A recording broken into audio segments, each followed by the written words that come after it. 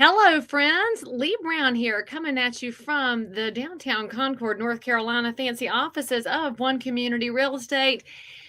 It's time we had a heart-to-heart talk, also known in the South as a come to Jesus meeting, because y'all, there are some practices happening in real estate right now that need to be addressed. So I'm going to step into my role as Mama Lee, as I have been referred to by the 30 under 30 class of NAR. And I'm going to bring y'all some straight talk. It's no surprise to anybody that around the country, here in Concord, in Charlotte, all over North Carolina and South Carolina, Georgia, Florida, all the way up to New York and New Jersey, all the way out to California, there's not enough houses on the market. And I'm kind of entertained by the realtors who keep announcing that there's no inventory. There's no inventory. I get it. Houses are scarcer than hen's teeth, and it's not getting better anytime soon for myriad reasons. So that means if you are an amazing professional realtor, you're out there fighting for your buyers, or you're a buyer looking to get into a house and you're thinking, how am I going to win? Because y'all, almost every house right now is going to have a bid and more. I get it. It's awful. I hate it too. I want a normal market as much as anybody. But here's what y'all need to know.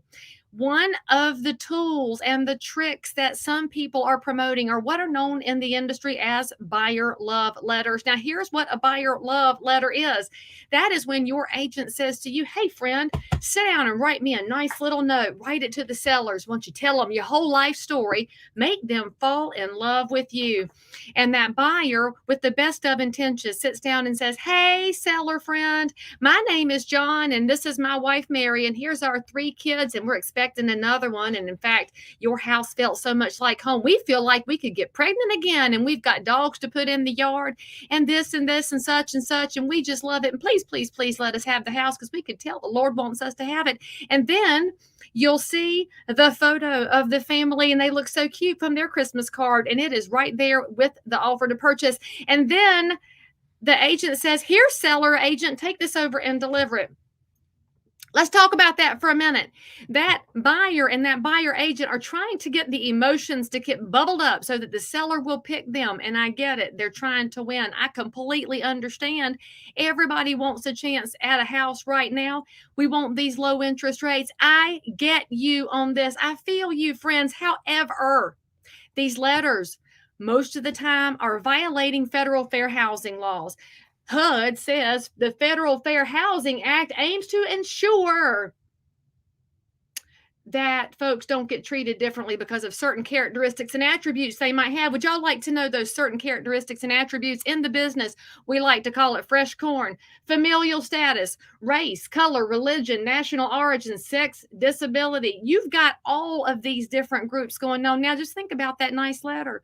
We had John and Mary, or whatever I named them, I've already forgotten, listing off their kids, familial status. They put a picture in there. They're showing off other characteristics. And here's the skinny, y'all. It's not done with bad intentions. I get that. Nobody's trying to do bad, ugly things. But understand this. Some people who have big hearts and big brains sometimes have their big hearts and big brains a little bit cluttered up sometimes, and they see a picture, and sometimes it gives them good vibes, and sometimes it gives them not so awesome vibes, and it might trigger what we call implicit biases or subconscious biases, or frankly just straight up biases. And then they say, I don't want that buyer. That's a problem. That's a problem. Your buyer should win based on the merits of that offer. That offer should be spot on. In fact, your agent, if they're a good professional agent, would call me, the listing agent, and say, hey, Lee Brown, how can my buyer win? What is important to your seller? Because let me just tell y'all something. When I have 20 offers to come in on a listing, there are approximately 18 of them that do not come in with a phone call. They do not have a text either. It's shoved into my email, and I guess they're just praying that my spam filter won't catch it. Maybe 2 of those agents will call me and ask really good questions. Hey, by the way, y'all, great questions help your clients win things. And I can then say, hey, well, this is important to my seller. That's important to my seller. I can't, of course, give away terms because that would be a violation of my fiduciary responsibilities. However, I don't want my sellers violating fair housing. I don't want agents violating fair housing, because listen to me, all of our neighbors deserve a chance at homeownership. Ta-da! Homeownership is the key to generational wealth. And we also know that people that are in homes, their kids do better in school when the schools are open. Different discussion, open the schools. We also know that their health care is better because people that own their homes have better health care over time. And there's data to support that. Yes, we want all of our neighbors who have the desire to get there to have a chance at home ownership, whether it's today, 3 years, or 5 years from now. But let me tell y'all something. If they're losing out because of race, color, religion, national origin, sex, disability, familial status, that's a problem. Agents, stop it. Stop it right now. Talk to your clients and say, hey, friend, maybe we should do a better deposit, a better price, or better terms. Maybe your best preferred mortgage lender could give you a nice letter that says, hey, I pulled their credit verified employment. They're for real. They didn't get just checked out on a website, because that's like going to WebMD. That's not your best resource. Your best local lender should give you a great letter to include with that offer. And I will tell y'all this. I get this feedback from agents in this very market here, and I have some amazing competitors. I love them so much. We have the best realtors in the Charlotte and Concord market. In fact, I will stack up my local realtors against anybody in the country, just saying. But understand this.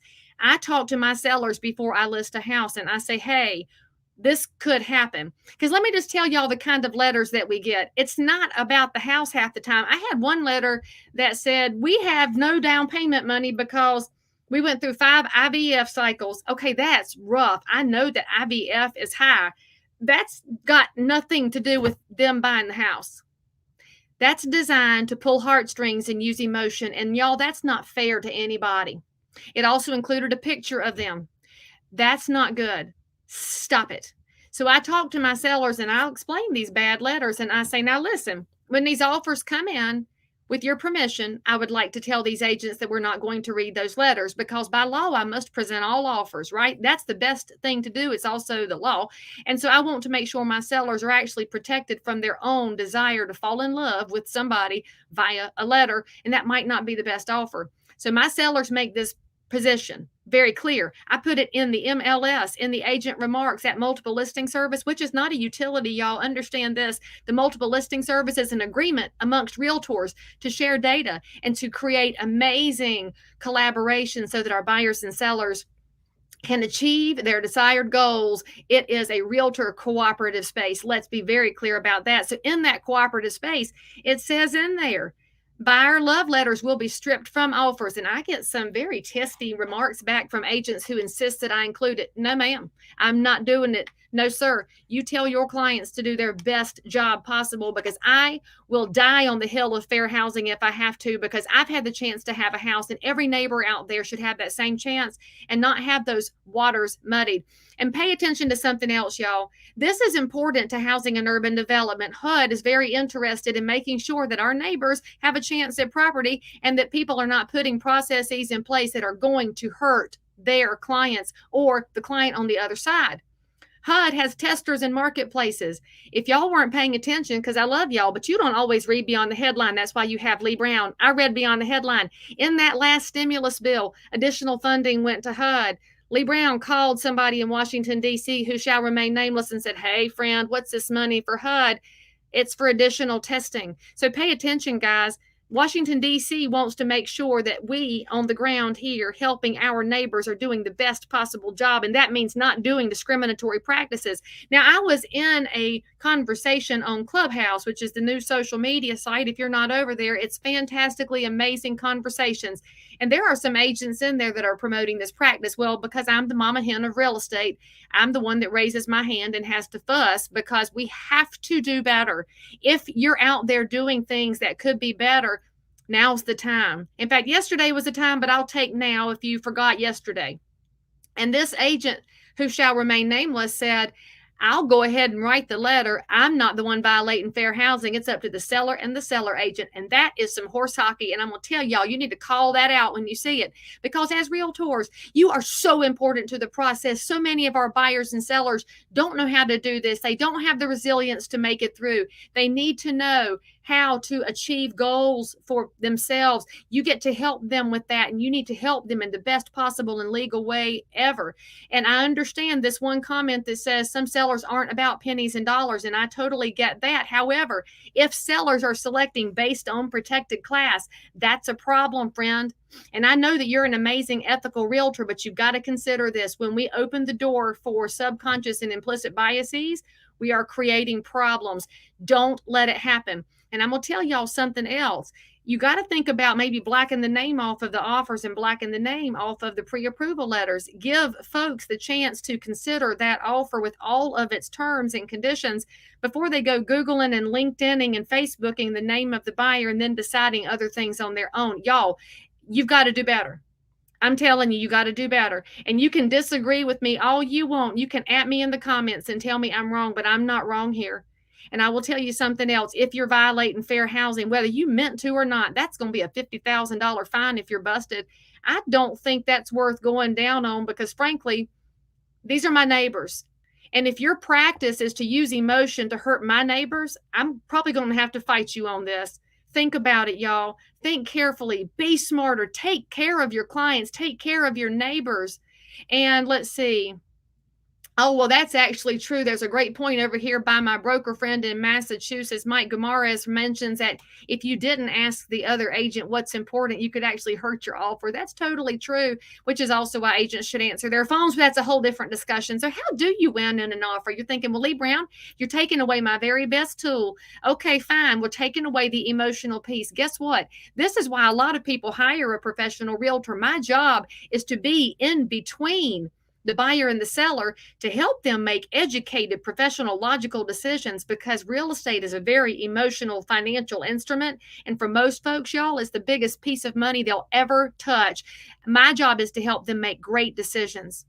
That's my job. My job is not for sellers to pick neighbors or to make their neighbors happy with who comes into the neighborhood. My job is to get the seller the terms that make sense for their life. There's no excuse, y'all. I don't care what those sellers tell you they won't. You need to be able to explain to them that we don't care what the buyer looks like, what language they speak, or who they're sleeping with. We care if their money is green and if the letter is good. That's why your lender should be hand in glove partner with you. You as a realtor, you got to get better. I'm going to tell y'all this. It disappoints my heart so much when people make excuses for anything that might possibly violate fair housing. We're talking about this in 2021. Do y'all get it? And if you don't know that this is real, go read the report from Long Island that Newsday put out. It might have been slightly biased in the way that they wrote it, but the scenarios were real. And if you want to feel even more sick, look at the New York Senate investigation of those agents after the fact. I just have to pray that they saw the ways that they were conducting business were not the best and they have an opportunity to improve because I am a sinner too and Jesus loves me and Jesus wants me to get better every day. So I get better every day in real estate. I'm trying to learn and get better, and you don't learn by getting defensive and getting mad over practices that are possibly hurting your neighbors. I can't say that enough. Because you can't tell me that some of your neighbors deserve hot, professional, amazing advice and some of your neighbors don't. If you're a professional realtor, your job is to be out there taking care of all your neighbors. You don't get to pick. You don't get to choose. You get to look at terms and be a professional and bring the logic to the table. That's your job. That's what you're hired for. So anyway, I digress. How do you win without this buyer love letter? Well, call the listing agent. Get some information. What's important to your folks? If they're concerned about repairs, talk to your buyer about options there. If they're concerned about appraisal, talk about your options for appraisal. If they're concerned about time frame or price or deposits, or maybe they're moving and they need to have some non-refundable so that they can feel secure, figure out what you can possibly put forward to help them make great decisions. That's what we do. Great professional realtors help people evaluate fairly and equitably, looking at the terms. Because there's great humans behind these offers. I'm pretty convinced that any buyer that wants to buy the house and has the financial capability to do it is just as good as any other buyer. Help, y'all. So get those terms straight. Be the professional agent too. Include a buyer letter with your offer from the agent. Hey, I'm the agent that will communicate. I'll return text and phone calls and emails. I'll even send DocuSign and help you out. I will be the best partner you have in this process. That's a selling feature to the other side. Be the agent who wants everybody to have a successful transaction. The other thing you can do, have your lender prepare that letter. I mentioned it before. Your lenders ought to be saying, I've pulled credit. I've already done a VOE. They're going to do another one, but they could go ahead and start. They could also say that they have confirmed this information. Y'all, a lot of pre-approvals don't include a lot of information, and some buyers forget how much money they made until the tax returns come in and they say, oops, I kind of had it wrong. No, no, no, no, no. Your best professional lender should be your partner in this. In fact, your best professional lender will call the other agent and say, I'd love to defend this offer that you just got for this buyer. Those are tools that matter because they're back to focused on the terms. Y'all, I'm going to tell you again, if you're marketing a listing, you can't say choose your neighbor. That's not right. You can tell the neighbors that this house is coming on the market, and if they care to spread the word, they're welcome to. You also can't tell sellers they can choose their buyer, because that's also going to have a flair to it that looks like they're picking and choosing. I love y'all. I know how important you are. And I don't think you want to go crossways with Fair Housing and HUD, because I really believe that realtors have their neighbors at heart. I truly believe that realtors care about their community and want to be amazing. It's not enough, though, y'all, to want to be amazing. You have to do it. You have to make choices. And you got to talk to your buyers about this and talk to your sellers about this. And if you have questions about this, you can feel free to reach out, because I'll be glad to help you. That's what we do in real estate. Realtors make each other better. We make our communities better. And I'm going to tell y'all something. We have a gap in home ownership right now. Let's just go ahead and say it. It's Black History Month, and the Black home ownership rate is sitting at 44.1%, whereas the American home ownership rate on the average is at 64.1%. That's a 20-point gap. That means we can do better. And that doesn't mean we give out bad loans and we try to get people in houses they can't sustain. It means we got to be better educators, and we got to find ways to win. And that's what we're going to do, because homeownership means everything to so many people. And if you ever want to know what it means, go volunteer with Habitat for Humanity. Go on a home selection visit sometime and see how folks live in places that they don't know exist in their own communities, and how badly some folks are willing to work to change their outcomes. You are the best version of this country. Go help people achieve their desired outcome. And by the way, if some folks need 6 months or a year, you invest 6 months or a year and help them out, give them the tools and the solutions to get there, because friends, we can do this. We live in America, the best country on earth, where property ownership is the cornerstone of the American dream. And dadgummit, everybody should have a chance at that dream on their time frame, and with your encouragement and your love and your best professional skills. Thank you for letting me rant. Please do better. Our neighbors deserve it. I'll see you.